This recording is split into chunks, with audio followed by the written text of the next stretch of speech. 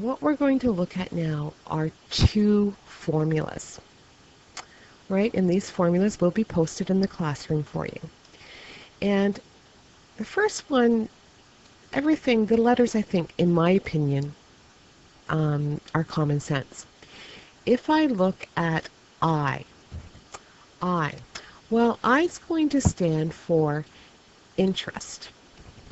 I'm going to, oops, sorry about that. I'm going to bring that down so you can see it being typed. So that stands for interest. And let's take a look at P. Well, P stands for principal. No, it's not Mr. Ryan. It's not that kind of principal. It's spelled the same way though. Principal. Okay, and that is the money that is initially invested. So that is the starting or initial investment. Now, although I'm using the word investment here, if I borrowed money from someone and they were charging me simple interest, that P would stand for the amount that I borrowed. The next thing is R. R stands for rate. Now, rate is that percentage. So that is our rate. It's a percent. And you know what we have to do with that percent? We have to turn it into a decimal. Now, the last letter there, as I'm writing with my mouse, is, oops, that looked not very good. The last letter is T. And T stands for time. And the only really special thing you need to know about time is it's for 1 year. So it's time in respect to 1 year. So that's why we were looking at how many days there are in a year, how many months there are in a year, because that's important, because I can invest money in different ways. Okay, and when we get to our questions, and we actually are going to go to the next page to look at a question, we are now going to use this formula to help us solve some questions. Okay, so my first question says, a principal of $550 is invested for 3 months at a rate of 7% per year. Calculate the interest. Okay, now we are in simple interest.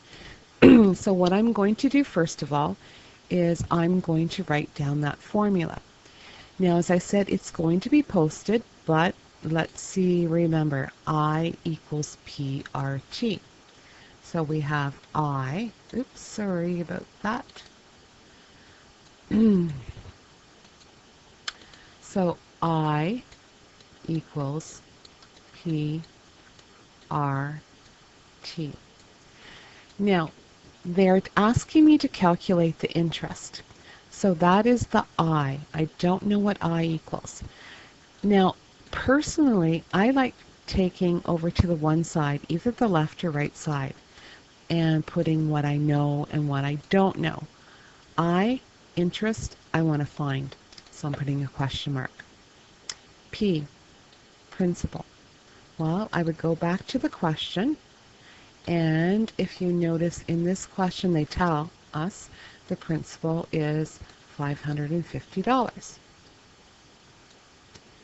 And then it says R. R is that rate, which is 7%. And remember, we have to change that to a decimal. So we're going to do that right away over here. 7 divided by 100 is going to be 0.07. Then we're going to look at T, which is time.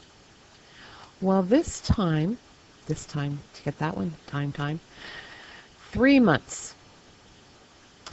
Okay, so how many months are there in a year? Well, there are 12 of them.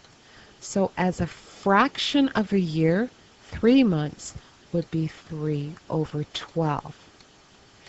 Now, I usually leave it like that instead of turning it into a decimal. Especially, for instance, say I invested it for 3 days, so that would be 3 over 365. Then I'm going to have this huge, well, this really small number. So leave it as a fraction, and I'll show you how to enter it into the calculator. So as I said, I like doing it this way because it makes my life easier. I've gone and found everything I need, and now I can just fill it into the formula. So 550, and I'm going to multiply it by our 0.07, and then I'm going to multiply it, oops, sorry about that, by the 3 over 12. Now, let's take a look at what the calculator is going to do. So when I bring up my calculator, I'm going to go 550.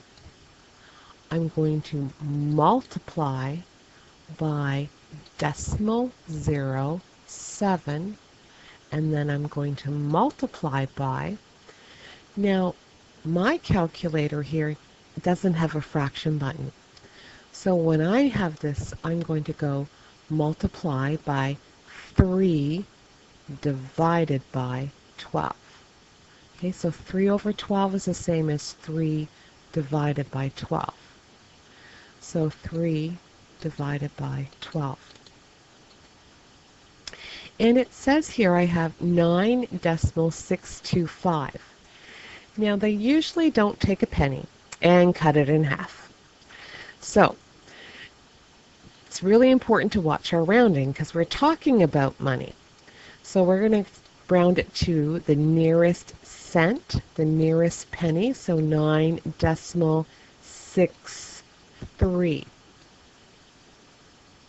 And you're thinking, well, why would you round it? That means that someone else then is maybe missing half a penny. Well, with the rounding, sometimes it'll be 9.624, and it means you wouldn't round it up. So sometimes you're gaining, sometimes you're losing. All right, so we have calculated how much interest we would receive from $550 invested for 3 months at 7%. Now I'm almost finished. I'm dealing with money, so therefore I need to put a dollar sign. Now, because it's not a word question in the sense that it didn't say Rachel invested 550, I don't have to do a therefore statement. All right, let's look at the next part of this question. It says, calculate the amount of the investment. Oh, what do they mean by that? Well, we're going to go back our page again. Remember I told you there were 2 formulas? So this was the simple interest one. And now the next one is, I think, simple too. It says A equals P plus I. All right. P stood for, principal. So it still stands for principal.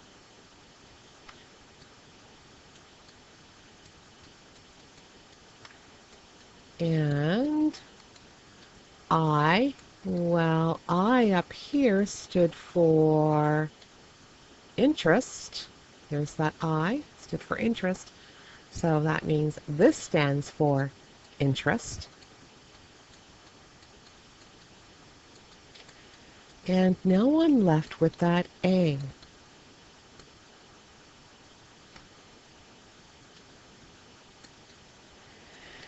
Now, that A is short form for amount. And it's, you're thinking, well, I'm dealing with amounts already. And you're right. but this we call the amount of the investment. So the amount of the investment equals what I originally put in, my principal, plus any interest I earned. So the amount of any investment equals the principal plus the interest. Okay, so now we have this new formula. Again, it's going to be posted for you.